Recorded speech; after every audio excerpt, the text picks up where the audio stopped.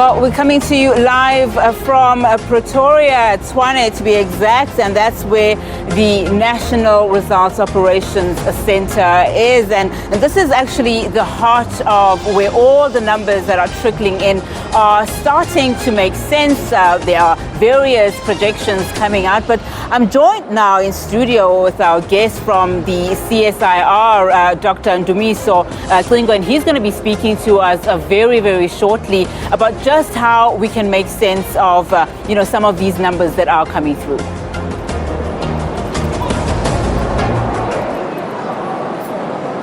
All right, all 9 provinces.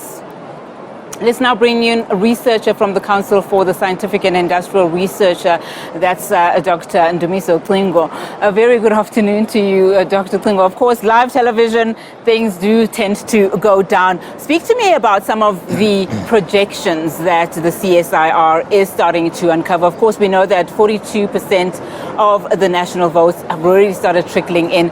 What do we have so far from your side? So we have at national level, we take all the votes and aggregate them and indicate what each party will be getting in total. And we just use those to give an indication of what the level of support for the party is across the country. Yes. And then we also do projections of provinces. Same thing, aggregate results at provincial level, and then we go down to the metros. Yes. And I think that's where a lot of interest is directed at by the public in what the outcome is going to be for the metros. And we're seeing some interesting trends there as well. Talk to us about those trends, because I think whilst we do have a national picture from earlier on when we spoke to you in terms of the percentage that's related to the voting districts counted already, what are some of the interesting things that you are starting to uncover now in the metros? So we're starting to see that the previous metros, for example, where the ruling party has had a majority, for example, in Tegwini, we seem to be seeing an indication that there may be less than a 50% outcome for the ruling party. We are also looking at Mangaung. Mangaung is hovering around the 50% line, and we would like to see how that is going to pan out. Now, the thing about the model is also that the margin of error is around 1% or 1 so. to 2%, yeah. So when you are at the borderline of the 50% mark, it's not very easy to indicate what the outcome is going to be.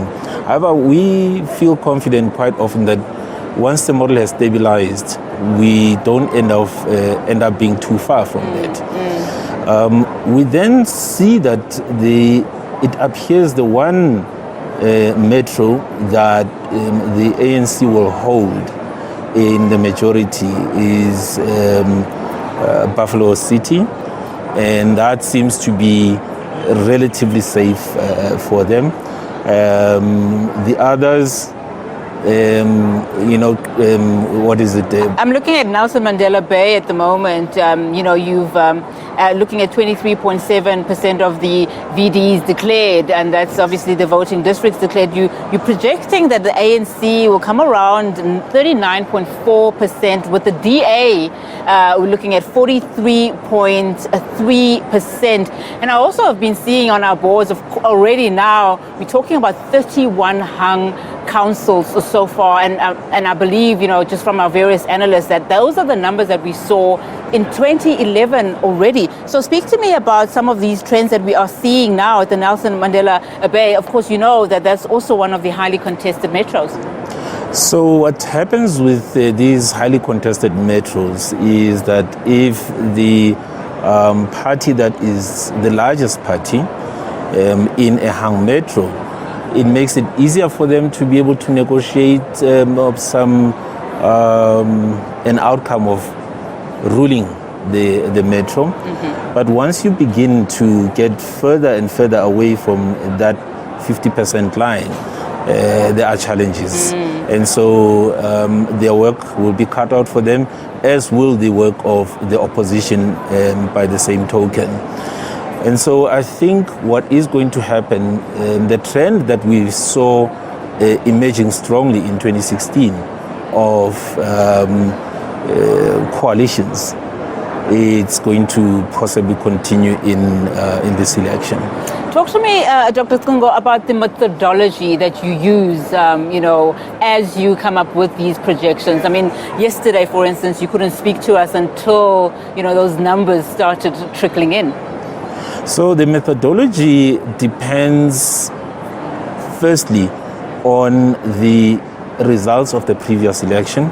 So in this case, we don't use the municipal elections of 2016. We use the 2019, because what we're trying to gauge there is mostly sentiments by voting districts towards the various parties.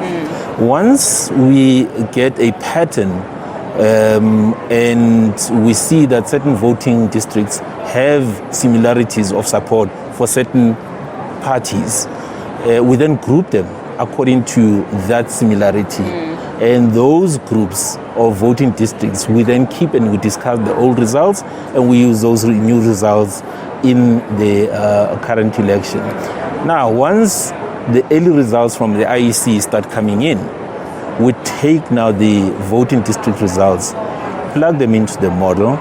The model then projects if voting district A was in group A, then because they are all similar there, you can infer that the likelihood is the other voting districts whose results we do not have also changed sentiment towards parties in a similar fashion. It's very interesting that you use the 2019 national election as opposed to the 2016. And also I know that you also use larger political parties as you do your projections as opposed to the smaller ones. But very insightful indeed, Dr. Ndumiso Cingo from the CSIR. Thank you so much for your time.